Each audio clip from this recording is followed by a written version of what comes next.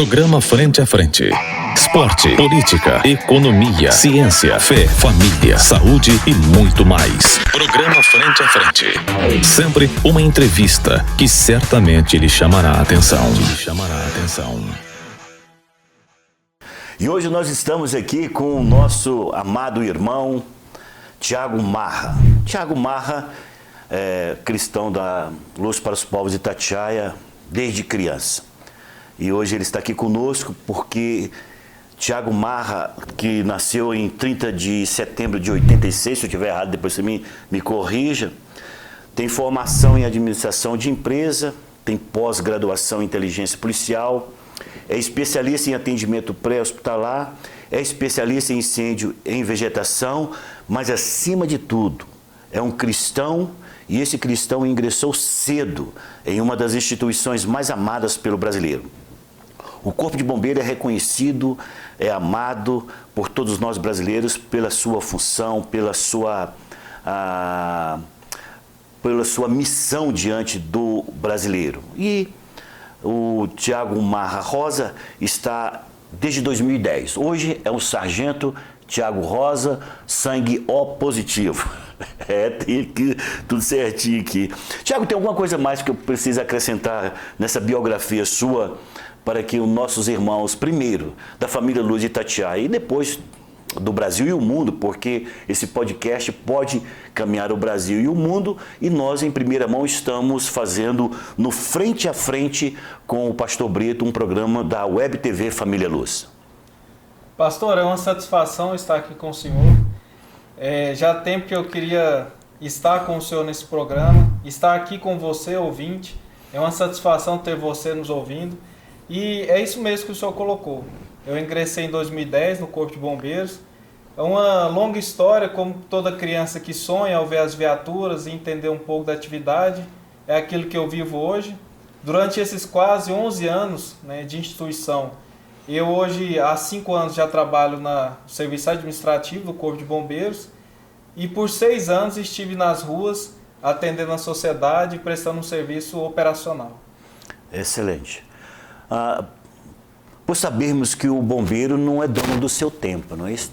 Verdade. Eu acho que qualquer força, ou policial, ou essa força como é que nós seríamos? Força operacional auxiliar, o bombeiro? Seria isso? Constitucionalmente, pelo artigo 144, nós somos uma reserva do Exército, uma força auxiliar. Qualquer estado que tenha sua força estadual de militares, sejam bombeiros ou policiais, ele compõe as fileiras do Exército como uma força auxiliar. Excelente. Eu servi o Exército há muitos anos atrás e eu falo pela experiência que eu tive no Exército. Você não é dono do seu tempo. Sim. O seu tempo pertence a essa instituição desde o momento em que você voluntariamente se inscreve para ela, claro, presta os seus concursos, faz as suas provas e as suas especialidades. Agora, eu sei que você é casado. Me fale primeiro da sua formação familiar. Quantos filhos? Tem uns 10 filhos? Deu tempo? Não tive esse tempo ainda não. Hoje, assim que eu entrei no Corpo de Bombeiros, eu era noivo, me casei em 2012. Minha esposa Tariane, nós temos um filho de 2 anos e meio, Levi.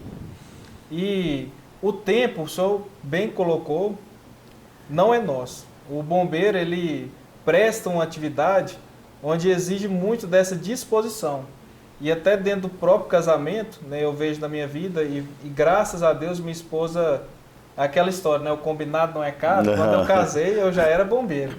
Então ela já sabia que eu participava de operações, não dormia em casa. Hoje a minha opção de estar no serviço administrativo, de ter um horário semanal, fora o plantão extra que eu posso tirar, é mais justamente para mim dormir em casa, estar com a esposa, porque ela cobra isso. Eu vejo alguns colegas que a esposa não aceita e eles passam por muitos conflitos nesse sentido, porque a mulher quer o homem em casa. Exato. E principalmente a segurança noturna. E às vezes o militar ele passa 1, 2, uma semana, 15 dias. Né? Nós temos operações que duram 1 mês e a família ela carece, os filhos às vezes não entendem. Mas eu vejo que sou agraciado pela inteligência emocional da minha esposa, que não me cobra nesse sentido, mas eu sei que ela sente. E essa relação com o filho, está conseguindo administrar bem? Sim, ele eu vejo assim, que uma coisa que me favorece é o meio que ele está inserido, de ter avós próximos, de ter tios próximos. Isso é importante. Da mãe hoje poder ter um tempo integral de estar junto com ele.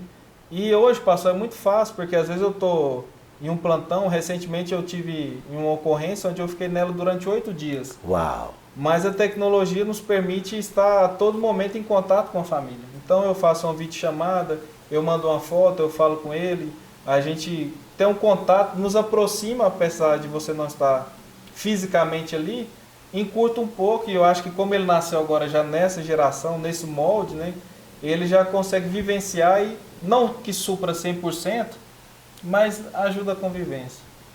Quando você se casou, a sua esposa já trabalhava fora ou ela saiu da casa dos pais, no sentido uma filha que era dependente dos pais, e se casou com você como dona do lar, do lar?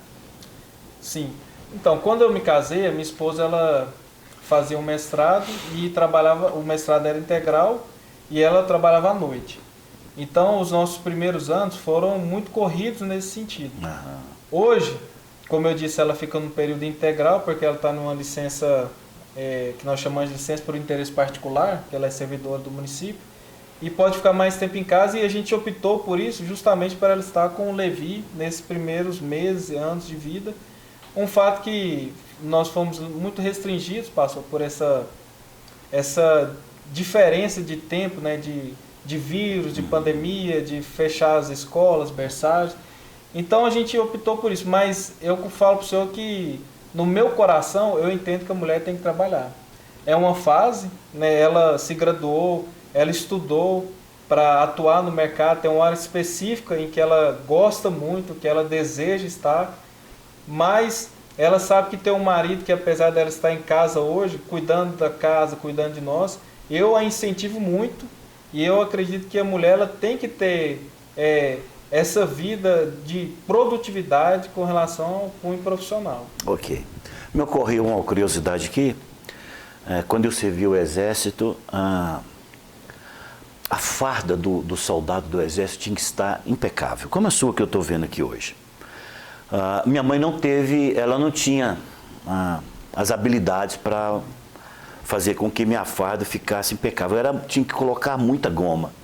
Bom, as primeiras vezes eu consegui fazer, mas não fui tão bem sucedido, e depois finalmente nós tínhamos as pessoas especializadas que esperavam até mesmo na porta do quartel, e ali você levava a sua farda, às vezes imundo, no outro dia estava limpíssima, arrumada. Eu estou vendo aqui tua farda. Primeira coisa, quantas fardas o bombeiro tem, cara? Boa pergunta. Pastor, da minha formação, me lembro que no meu curso, em 2010, 11, a aparência do bombeiro militar é algo cobrado ao extremo. Então, essa questão da farda, né, no nosso regulamento de uniformes, ele traz 7 tipos de uniformes para o bombeiro. Uau! É mais evidente essa farda aqui que eu estou usando agora, ela chama 4º A, é o 4º uniforme, que é o uniforme operacional do Corpo de Bombeiros. Esse vinho, que às vezes é justamente da goma que o senhor está falando, eu, desde quando formei, eu sempre tive esse cuidado de manter meu uniforme alinhado, bem passado, apresentável, porque acima de tudo, a gente é um servidor público. E eu vejo que o servidor público, ele tem que se apresentar bem para o público, né? Uhum. Querendo ou não, é a vitrine de algo que o Estado faz, né? De uma atividade do Estado, no meu caso, a segurança pública. Então, existia isso mesmo, né? Havia o concurso, aqueles aprovados apresentavam na academia e já começava a chegar folheto de lavanderia, de mulheres que passavam. E no curso em si, eu deveria ter aproximadamente umas 5 fardas. Era a farda que eu chamava de 01, que eu usava ela só para apresentar sempre, parecia um papel. Colocasse ela em pé assim, ela ficava paradinha. Ela era um poste. Para entrar dentro dela era difícil, tanto que ela era dura.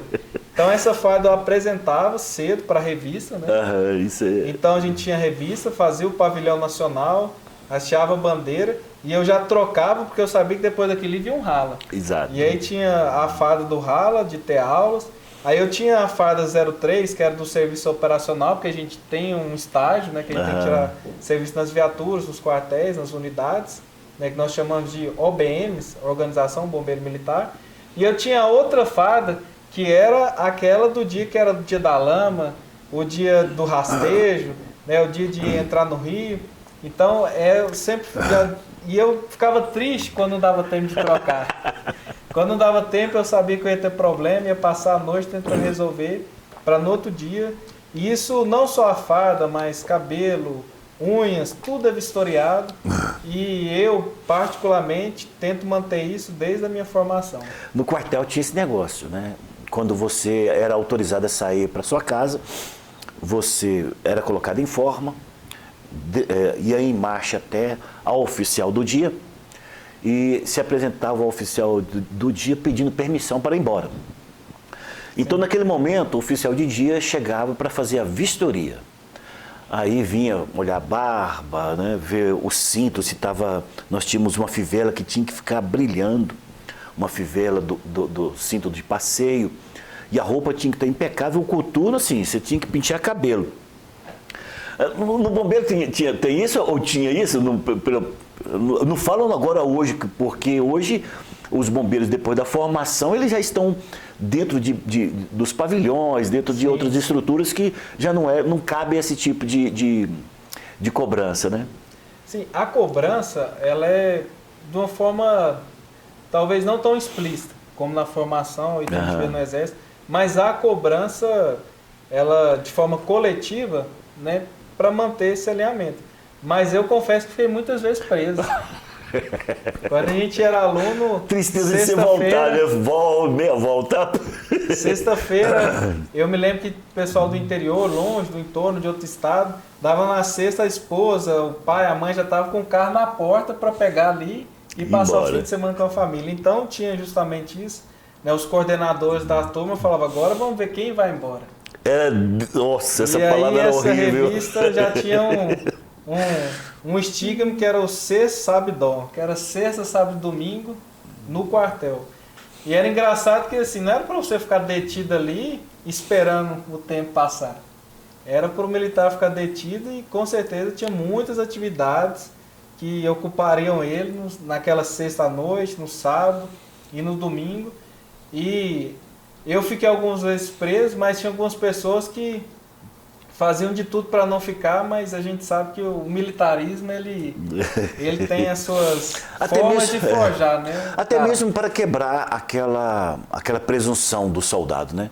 Porque muitos vão ali de forma muito presunçosa, falando, hoje eu quero ver se ele acha algum defeito em mim. Aí o oficial falou, não, você está perfeitamente pronto para ficar, nós estamos precisando de você. O cara quase chorava. É engraçado que assim, quando eu quero que ele fique, por exemplo, eu já vi algumas pessoas serem pegas assim, ó. Nosso regulamento, pastor, ele é muito específico, ele tem a métrica até do cabelo lateral, do alto do cabelo, da cor da meia. Então, quando aquele militar chegava já nessa postura assim, hoje eu não fico aqui. E aquele que ia executar a revista já via que ele estava realmente alinhado, já pedia e falou, ó, tira aí o coturno, deixa eu ver a meia. Tá fora do padrão. Ou então eu falava, peraí, traz a régua, deixa eu ver a altura desse cabelo. E se o cara tivesse impecável, falava assim, ó, você está muito diferente do seu turno, você vai ficar aqui para ensinar isso. Na minha época, rapaz, nós tínhamos a prova do algodão. Você não está entendendo o que significa isso. Você olha no espelho e você fala, cara, não preciso fazer nada, não dá para ver nem um toquinho, né? Na época não tinha barba, não tinha nada. Aí tinha a prova do algodão, cara. O cara pegava um algodão quando ele queria fazer. Mas era assim, a gente sabe que isso no militarismo é uma forma de mostrar para o soldado essa hierarquia, a autoridade. Eu entendo que uma coisa muito importante que eu aprendi dentro do militarismo é a submissão. Sim. Porque na realidade o militarismo te ensina a obedecer ordens. num campo de batalha, eu não falo do bombeiro, eu já estou falando da experiência que eu tive no Exército, uma ordem, se ela não for exatamente cumprida como foi dada, ela põe em risco a vida dos seus amigos. Então, isso era muito ensinado, essa questão da submissão à ordem dada. E é claro que o gênero humano ele é cheio de si mesmo, né? E dentro de uma corporação onde o espírito de unidade é extremamente importante, eles trabalham no máximo isso. E era a forma deles quebrantar o cidadão. Aí chegava aquele algodão, passava algodão assim, ficava um fiapinho de algodão assim. Ele falou: rapaz, como tá grande a sua barba. Papai Noel. Você está preparando para vestir de Papai Noel no fim do ano? Agora, Tiago, qual é a avaliação que você faz dessa frase? Você é um cristão bombeiro ou você é um bombeiro cristão? Sim, ótima pergunta, pastor. Eu me vejo como um cristão que é bombeiro. Primeiro na minha vida, né, independente da atividade que hoje eu exerço, né, eu estou bombeiro, e eu penso que em qualquer outro viés do serviço público ou da iniciativa privada, eu deveria ser antes um cristão, exatamente. Então, eu sou um cristão que é bombeiro.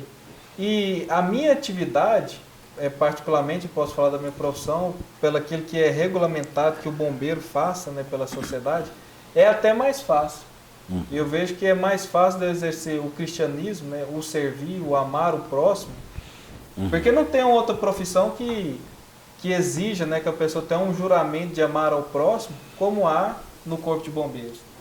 Então, para mim é uma alegria. Eu sou primeiro um cristão, então os princípios, né, da vida cristã vêm primeiro e depois eu sigo aquilo que é a minha atividade. Então, eu coloco o bombeiro na forma do cristianismo. Eu não sou um cristão que entrou na forma do bombeiro. E há conflitos? Sim, pode haver alguns conflitos, mas eu vejo que se a pessoa faltar dentro daquilo que é esperado do Estado que ele faça, ele não vai ter dificuldade. Igual eu coloquei para o senhor, o nosso serviço, ele é muito fácil de ser executado quando eu me vejo como cristão. Eu penso, pastor, claro, depois das autoridades eclesiásticas, eu penso se a gente colocasse... tem essa questão, né? Se Deus fosse humano, ele seria bombeiro. Dentro do corpo de bombeiros, o pessoal tem esse jargão. Seria bombeiro e brasileiro. Por quê?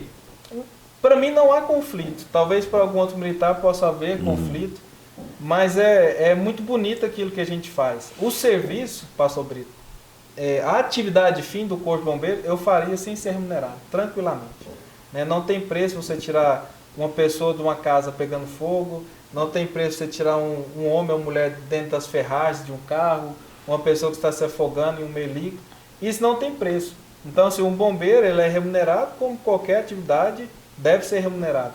Mas nesse aspecto de ser um cristão e a atividade do próprio Corpo de Bombeiros, eu hoje não vivo nenhum tipo de conflito. A máxima, né? Talvez seja a máxima, não. A missão do cristão é pregar o evangelho e salvar vidas. Dá para traçar um paralelo? Sim, então, ótimo, é nesse sentido mesmo. O cristão ele resgata as vidas, né? No cunho espiritual. Né? Nós salvamos vidas, pessoas que são libertas, pessoas que são curadas. Né? E essa regeneração ela acontece no reino do Espírito. Exato. No entanto, o bombeiro ele faz a mesma coisa de forma natural. Então, é justamente isso. O bombeiro ele salva vidas de forma natural. É claro, né? Salva um corpo que de uma forma ou outra um dia ele vai perecer. Exato. E no reino do Espírito, o cristão ele salva vidas para uma eternidade. Ok, pessoal, nós estamos aqui hoje com o Tiago Marra, no frente a frente com o pastor Brito. Tem sido uma conversa muito agradável. Nós gostaríamos que você continuasse nos prestigiando com a sua audiência. Estamos todas as semanas nesse mesmo dia e nesse mesmo horário e gostaríamos de contar com a sua presença. Nós vamos tomar um cafezinho aqui, rapidamente, não saia daí e nós voltamos daqui 1 minuto. Um abraço. Daqui um pouquinho estamos de volta. Ok, Ok, pessoal, nós estamos aqui de volta. Tiago, está sendo muito gostosa essa conversa, viu? Muito obrigado por sua presença aqui conosco. Você precisou de uma liberação especial para estar aqui conosco? Não, na verdade, a esse momento eu estou de folga e informei, claro, né, que iria representar a instituição em um programa, né? Estamos aqui frente a frente com o pastor Brito. Apenas comuniquei que eu estaria aqui. Excelente. Tiago, você estava falando a respeito dessa questão e esse paralelo de salvar vidas, é claro, natural. Eu fiz uma pergunta quase que retórica, porque eu sabia que você ia falar isso, né? Essa semelhança que tem a respeito de você ver uma pessoa sendo salva no mundo espiritual, há uma nova alegria, um novo começo. Eu sei que tirar uma pessoa das ferragens, ela parece que renasceu, né? Ela tem uma gratidão grande por aquele herói dela. Aquele ali foi o herói dela, o bombeiro que fez aquilo. Mas eu queria saber o seguinte, o bombeiro, ele faz também muitas atividades com o risco da sua própria vida. Sim. Você já teve alguma experiência assim de falar, meu Deus, agora só o Senhor me tira desta? Com certeza. Qualquer bom bombeiro que se preze, ele tem muitas experiências nesse sentido. É claro, pastor, ao juramento, né, de entregar a vida no dever da função, e eu tive algumas, na verdade o bombeiro em si, ele tem toda a cidade marcada na sua mente. Eu ando na rua, passo nos setores, eu falo aqui eu apaguei um incêndio naquela casa, aqui eu retirei uma criança, aqui eu atendi um acidente de trânsito. Então quando eu ando por algumas rodovias, alguns bairros da cidade, vários pontos estão na minha lembrança de alguma ocorrência que eu vivenciei ali. Tem ocorrências que marcam muito e, como o senhor falou, algumas pessoas retornam no quartel para agradecer. Uau, ela isso falou, lindo. Nasci de novo naquele dia. E eu recentemente, esse ano, fui acionado para a gente atender a Chapada, né, que o Parque Nacional Chapada dos Veadeiros, que estava queimando. E ali, junto com outros especialistas, né, dentro dessa ocorrência de grande vulto, onde nós tivemos o apoio do IBAMA, do ICMBio, dos bombeiros de Brasília e outros voluntários, atendendo esse chamado. E nós já estávamos ali há 3 dias em um ponto. O incêndio ele tinha vários pontos, o parque ele é muito grande. E a minha guarnição, nós éramos 7 e estávamos atendendo um incêndio em um determinado local que fica ali entre São Domingos e Niquelândia.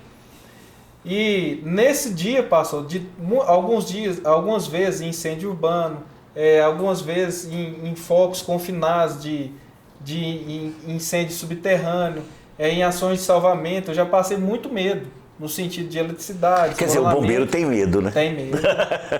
Se ele não tiver medo, ele morre. Exatamente. Porque o medo faz a gente seguir o protocolo. Né? Na ânsia de ajudar, às vezes você foge do protocolo e aí é onde a vida dele ele pode correr risco, como nós já tivemos casos assim. Então o medo ele te mantém dentro do protocolo. E nessa ocorrência em específica, para você me entender, ouvinte, nós estávamos num lugar muito íngreme, mas muito íngreme mesmo, no ponto no alto de uma serra.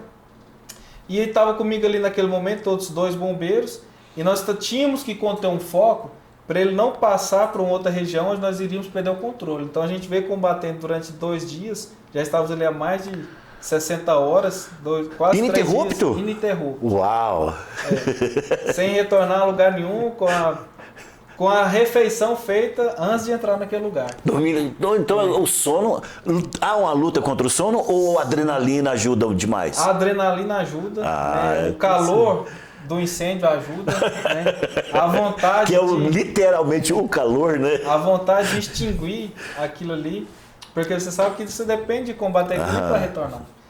E eu estava ali junto com esses bombeiros e há alguns equipamentos que o bombeiro usa hoje e o nosso estava sem combustível. Então um bombeiro retornou para buscar combustível, outros 2 estavam em um outro local e o que estava comigo, eu vi que não teria como nós 2 ali sustentarmos aquela linha que vinha andando, porém o vento estava ao nosso favor. Era um local onde há 25 anos não queimava, uma massa de vegetação muito grande e extremamente desidratada. Ali era muito combustível.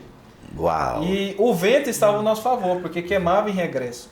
E como a gente analisa a topografia, analisa o clima e tem toda a questão do relevo, eu falei para ele, olha, eu vou descer, isso seria mais ou menos uns 100 metros, eu falei, eu vou descer porque tinha um rio que passava alguns metros abaixo, vou buscar água, e justamente a nossa luta era essa, para esse fogo não passar desse rio. Eu vou buscar água porque nós temos um equipamento que chama bomba costal, para a gente conter isso aqui, porque só aqui sem nada nós não vamos segurar. E aí ele falou, beleza, desce que eu vou ficar. E eu desci, ali para descer já desci de 4 apoios, muito íngreme. Desci e fiz a captação de água, olhei, muito difícil porque o acesso, a vegetação terminava, o solo mineral e muitas pedras. E captei aquela água ali e voltei. Novamente 4 pontos, não tinha como andar, ali a pessoa subia de 4 pontos ou rastejando, para o senhor conseguir visualizar como era esse local. E quando... Esses 4 pontos aí, só para os nossos ouvintes entenderem, é de gatinha, né? Porque a gente fala de gatinha. Isso mesmo. Esses são os 4 pontos. Então, quando eu já tinha subido ali cerca de uns 50 metros, eu senti a temperatura muito alta do vento. E levantei e vi que já próximo de mim o fogo descia vorazmente. Uau! E eu comecei a gritar para mim me localizar, porque a língua do fogo, né, aquela frente que vinha descendo, eu não consegui ver o fim dela.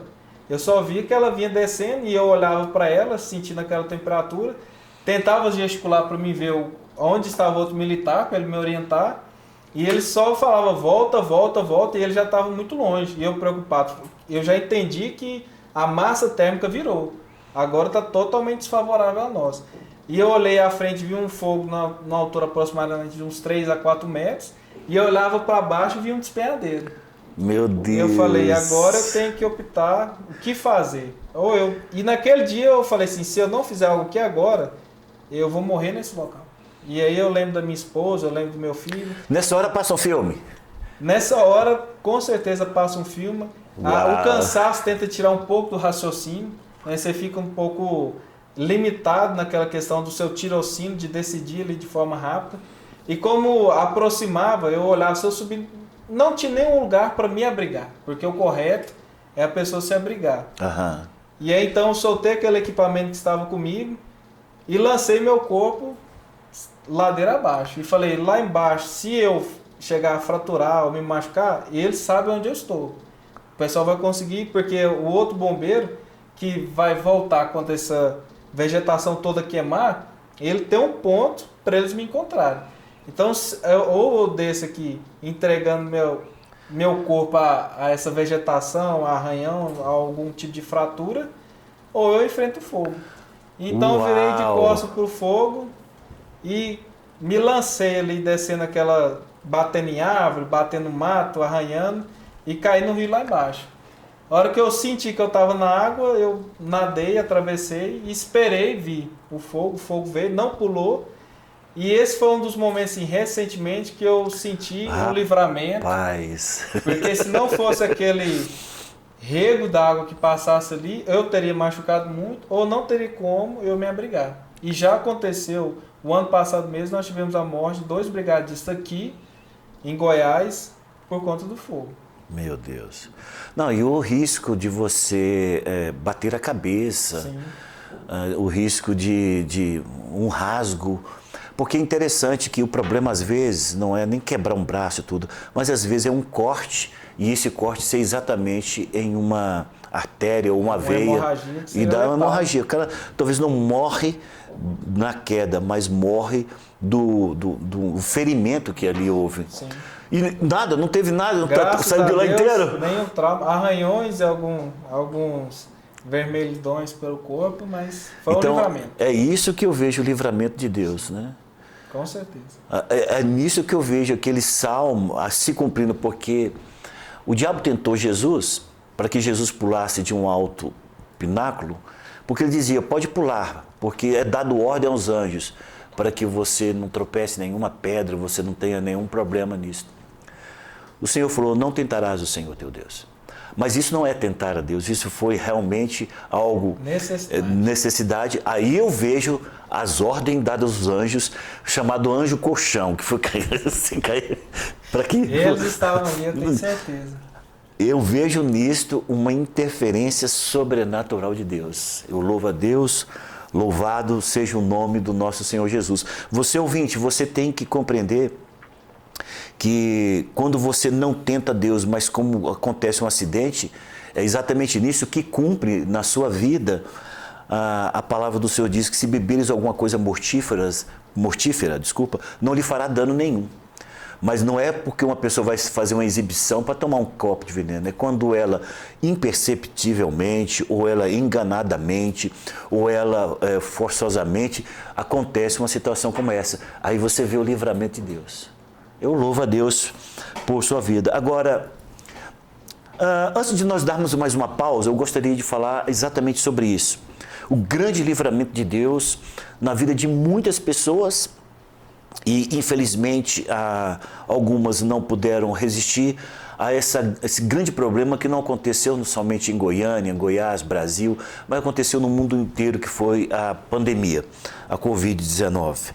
Vocês estiveram na linha de frente, né? O bombeiro foi uma das forças que esteve na linha de frente contra o Covid-19. A pergunta que eu quero fazer a você é: e aí, você pegou Covid-19?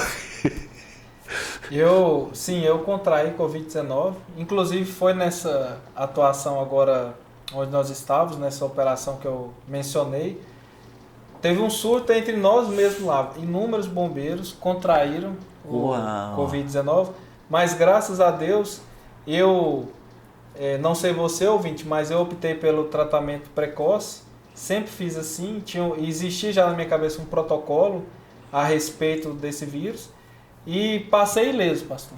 Graças a Deus, os sintomas foram leves. Recentemente, agora, após um mês, eu fiz todo um check-up novamente. Graças a Deus, estou bem. E os outros? Teve alguém que precisou ser internado, alguma coisa nesse sentido? Tivemos. Como o senhor colocou assim, o carro-chefe do bombeiro dentro da Defesa Civil é atuar em situações como essa. O nosso próprio comandante, Coronel Lemos, comandante-geral, ele teve Covid, no caso dele foi um pouco mais grave. Tive colegas que passaram por um longo período de internação. Uau! Mas graças a Deus, assim, dentro tudo isso diferente, porque o bombeiro não parou, pastor, né? Como a polícia não parou, muitos órgãos pararam, muitas empresas fecharam, muitas instituições tiveram seu trabalho restringido, ou até aquilo que foi a máxima, né, desses últimos 2 anos, que foi o home office, o teletrabalho. Não tem como ter um bombeiro de home office, né?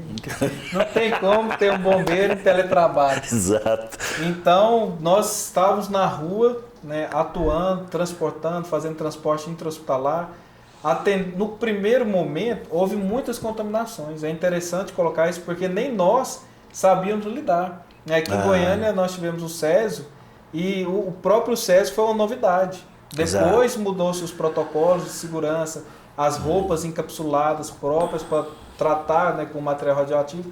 No começo do Covid era novo para todo mundo, né? A Organização Mundial de Saúde não conseguia colocar um protocolo ou um EPI correto com relação ao vírus.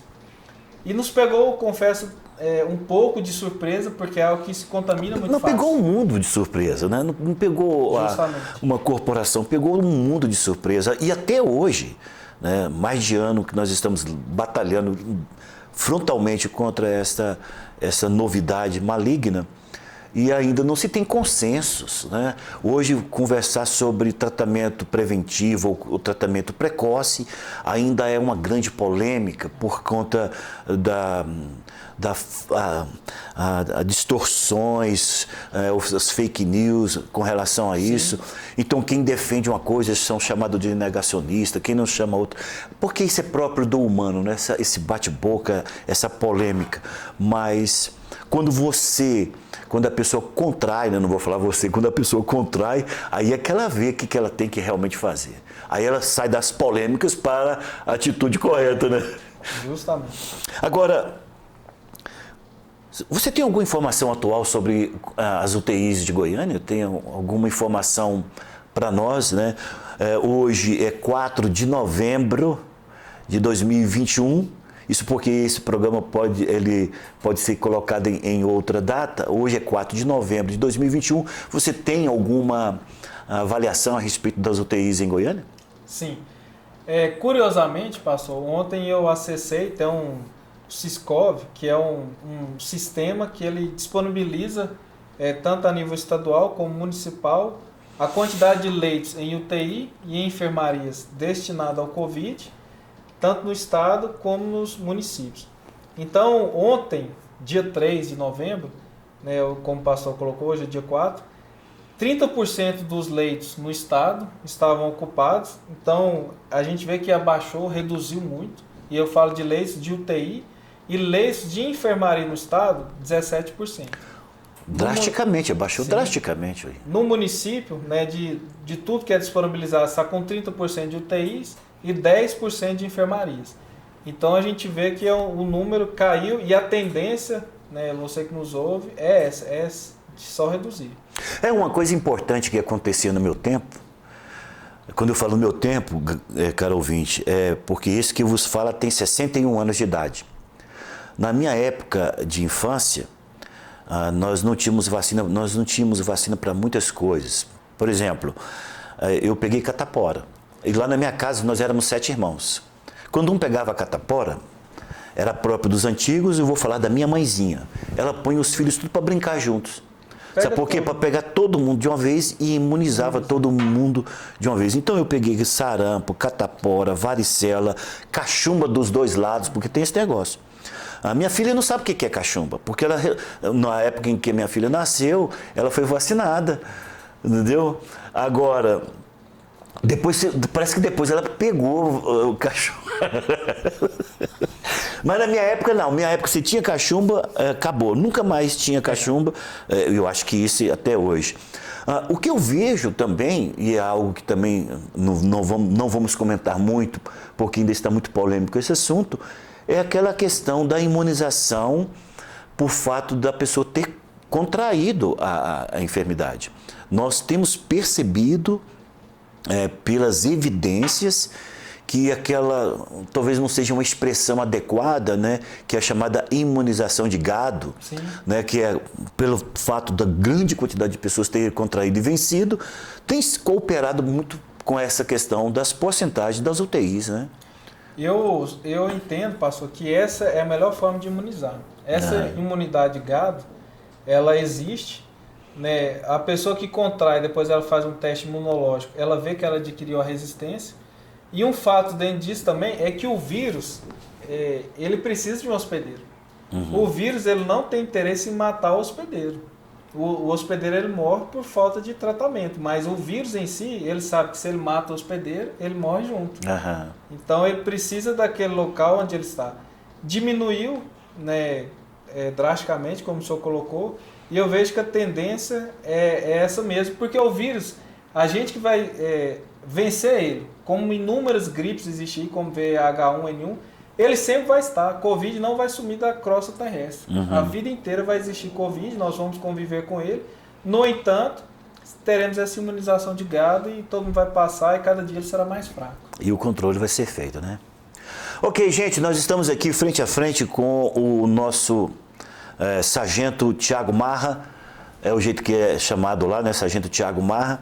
E tem sido muito agradável esse momento, com tantas curiosidades, com tanta importância. Talvez você se relacione com o Tiago Marra no seu dia a dia, ele talvez não esteja com o uniforme, como esse corte de cabelo parece que virou moda em todo o Brasil, você nem consegue identificar um militar. E às vezes você convive com o Tiago Marra sem saber a importância, o valor de um bombeiro dentro, não somente da igreja, como também servindo a nossa sociedade, sendo uma bênção ali, não somente como bombeiro, mas como homem de Deus. Vamos dar um tempinho, vamos molhar a garganta aqui e logo, logo nós voltamos. Não saia daí. Agradecemos você, nosso ouvinte, e amanhã no nosso podcast também nos dê o prestígio da sua audiência, tá ok? Um abração, daqui um pouquinho a gente volta.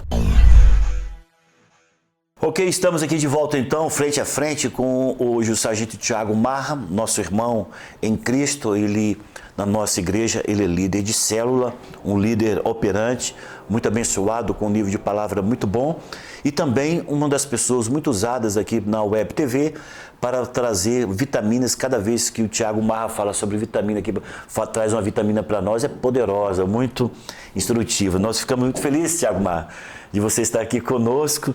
E agora vamos entrar por um assunto, caro ouvinte, e amanhã, meu telespectador, um pouco polêmico. Eu quero fazer algumas perguntas aqui,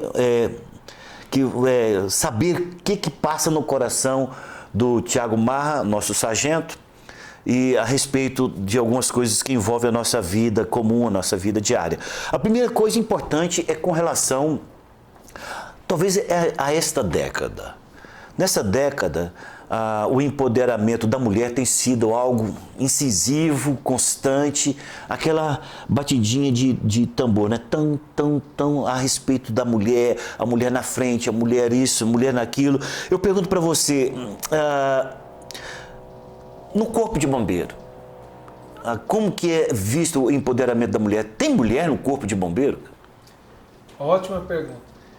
Pastor, a gente sabe que, como o senhor bem colocou, né? Hoje há essa questão mais nota-se, né, esse desejo de empoderamento, desse posicionamento feminino, mas há outras épocas a gente viu que socialmente a mulher foi muito excluída, né? Principalmente dessa questão profissional. No Corpo de Bombeiro hoje nós temos mulheres e eu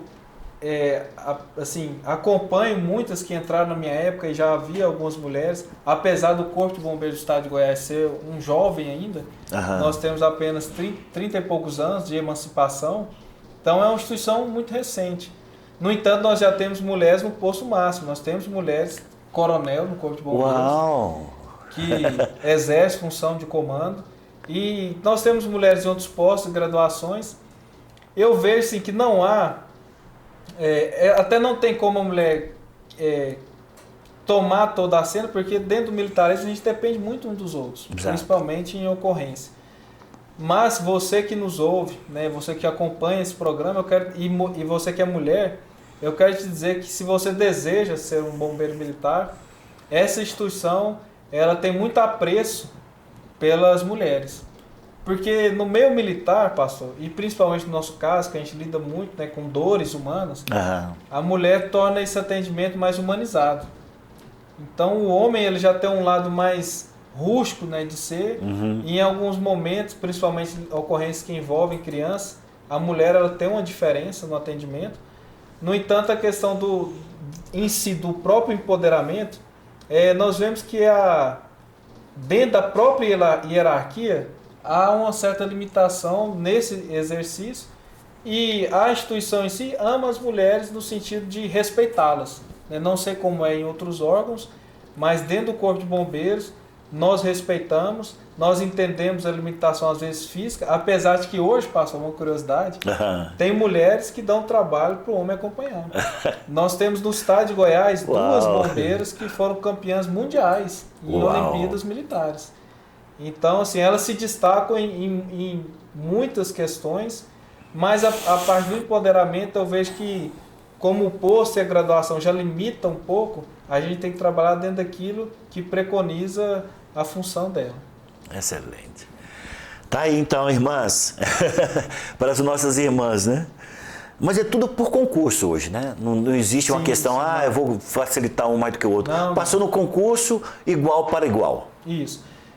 Foi bom colocar o concurso, nós temos hoje autorizado, né? Comentei se você tem interesse. Está autorizado, ano que vem terá concurso para o Corpo de Bombeiros. Olha aí! Mulheres acima de 1,60 m, né, até 33 anos, podem entrar na corporação, vai passar por um exame objetivo, de provas objetivas, vai passar por um exame físico, psicológico, exame de saúde, um exame mental, e será bem-vinda para trabalhar conosco, mas apenas por concurso. Os concursos são feitos, eles são feitos por graduação? Por exemplo, tem concurso para soldado e depois tem concurso para soldado, e nesse mesmo concurso para soldado tem a oportunidade da pessoa optar para entrar já como oficial? Sim. Dentro da carreira bombeiro militar, existe duas portas de entrada. Uma para praça, que a pessoa entra como aluno soldado e forma-se soldado. E então esse aluno soldado, né, que se tornou um soldado, no lapso temporal dele da carreira, que são de 30 anos, ele pode ser promovido por merecimento ou por antiguidade. Ou a pessoa pode entrar no Corpo de Bombeiros pela porta do oficialato, né, onde ele vai ser um cadete, ele vai se formar um aspirante e tornar um tenente.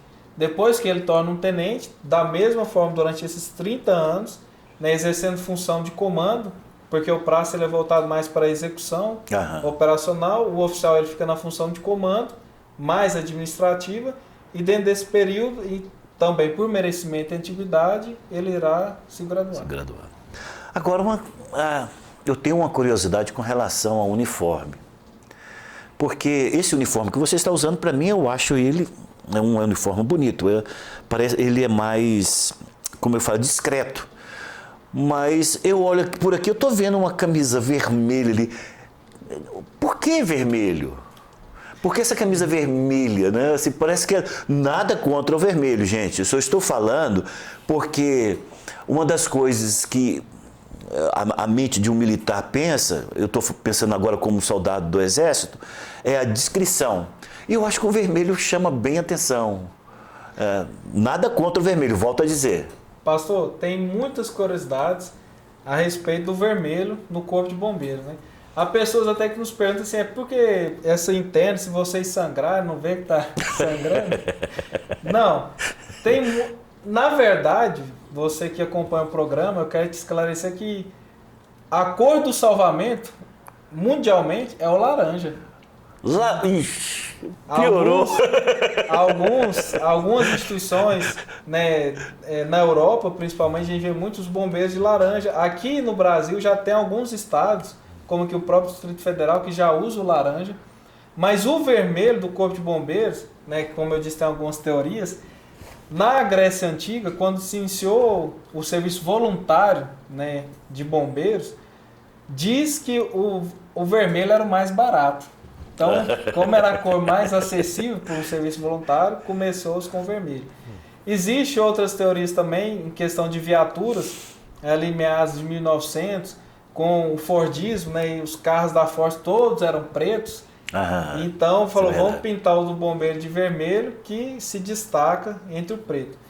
Mas hoje, né, trazendo para a nossa realidade, o vermelho, ele é uma cor, pastor, que tem um comprimento de onda maior do que as outras cores.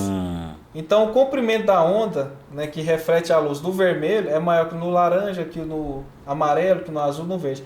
Então, se eu colocar várias cores aqui na frente do senhor, a que vai chegar primeiro ao seu olho, seus olhos, é o vermelho. Aí tá certo, é uma explicação. Então, assim, a pessoa não consegue interpretar isso a primeiro momento, mas o seu cérebro faz essa leitura. Legal. O vermelho ele chega primeiro que outras cores. E o vermelho, pastor, ele é aquela cor universal no sentido de advertência, no sentido até de o semáforo fala isso, né? O farol vermelho, as placas de advertência são vermelhas. E o vermelho, ele traz também à nossa memória, né, psicologicamente, um sentido de urgência, né? Verdade. Então, como a pessoa tem um sentimento de urgência, o vermelho ele apresenta isso. E eu acredito que talvez por isso tenha sido mantido. Pronto, agora eu estou amando o vermelho.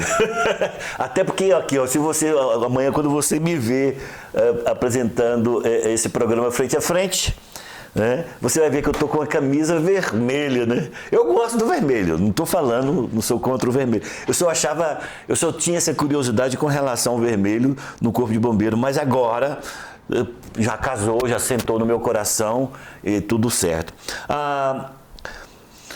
Bom, então eu entendo que o bombeiro é um militar. Sim.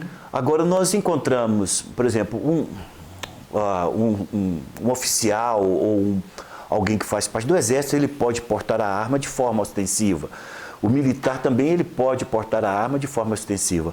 Quando eu digo ostensiva, caro ouvinte, é a arma, a mostra para quem quiser ver que aquela pessoa, aquele soldado ou aquele militar está armado.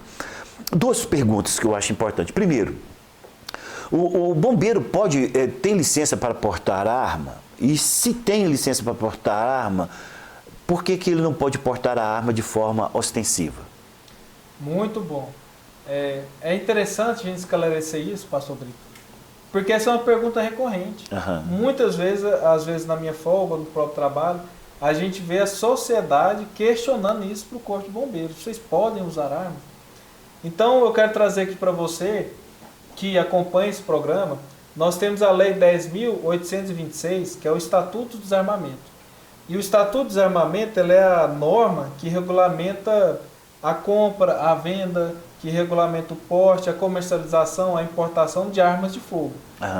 E essa lei, ela traz, o legislador, lá no seu artigo 6º, o rol, que é taxativo, das instituições que podem portar arma de fogo. E lá nesse rol tem a Polícia Federal, a Polícia Civil e tem também os militares estaduais.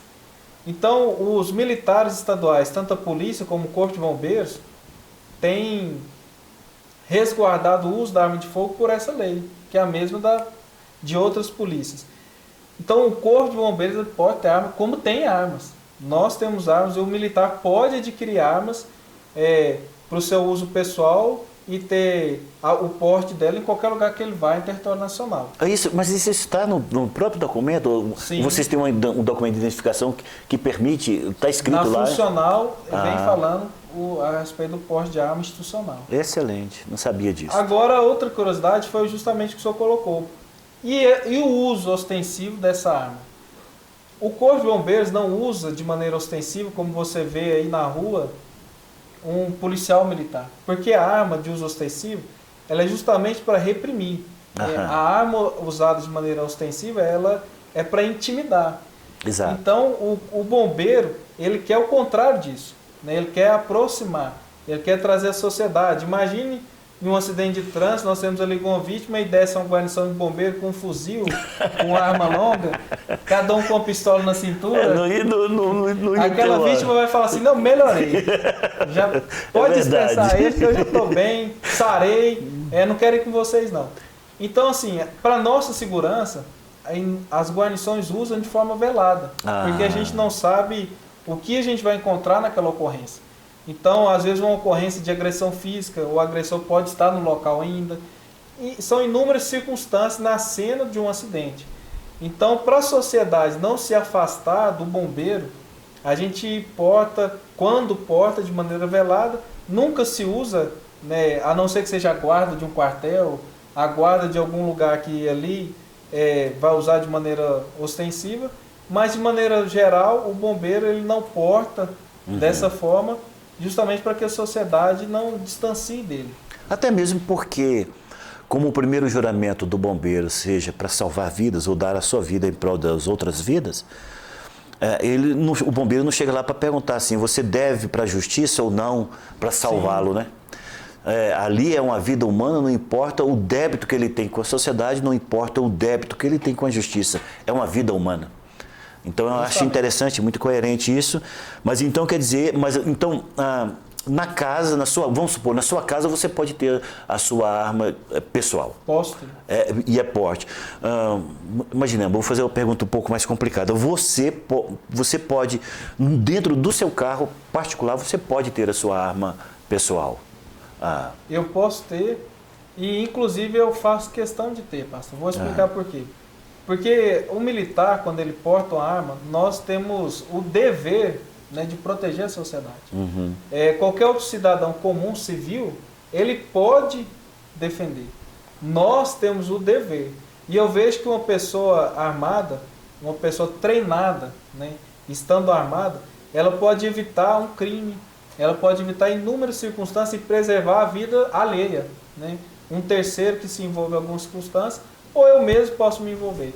Então, a gente tem isso, a gente não fica mostrando muito isso para a sociedade, mas o bombeiro ele sempre tem esse intuito de defender, né, de proteger, e é uma obrigação dele fazer dessa forma.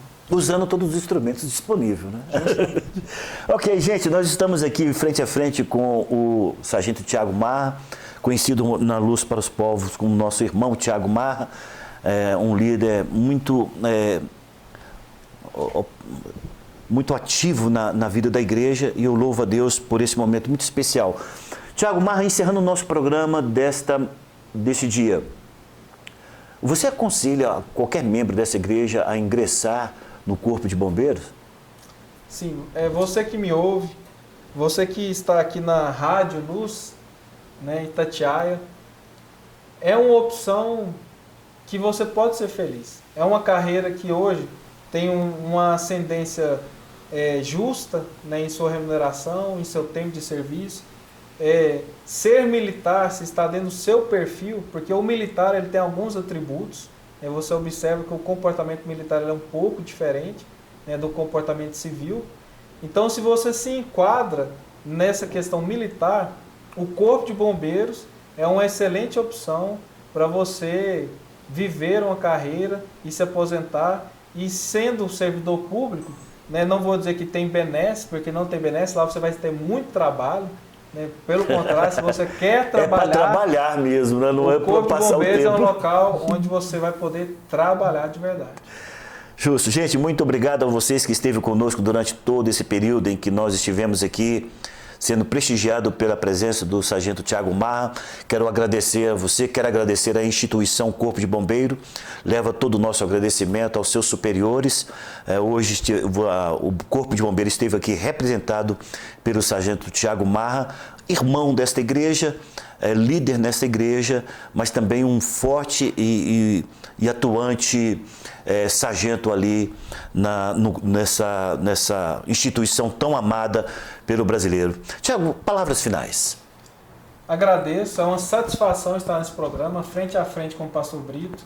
Quero dizer que estou à disposição, pastor. Ok. E falo em nome do Corpo de Bombeiros que essa instituição também está à disposição, né, está à disposição de maiores esclarecimentos e à disposição de fazer aquilo que a gente mais ama, apesar que nosso desejo é que ninguém precise de um bombeiro. Exato. Porque quando alguém precisa de um bombeiro está em apuros, mas se você precisar, o nosso número é 193.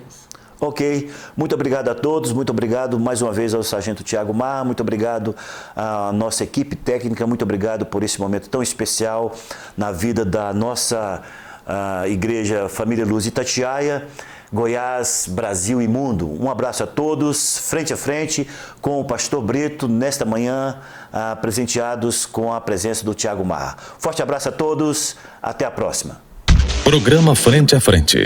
Esporte, política, economia, ciência, fé, família, saúde e muito mais. Programa Frente a Frente. Sempre uma entrevista que certamente lhe chamará a atenção.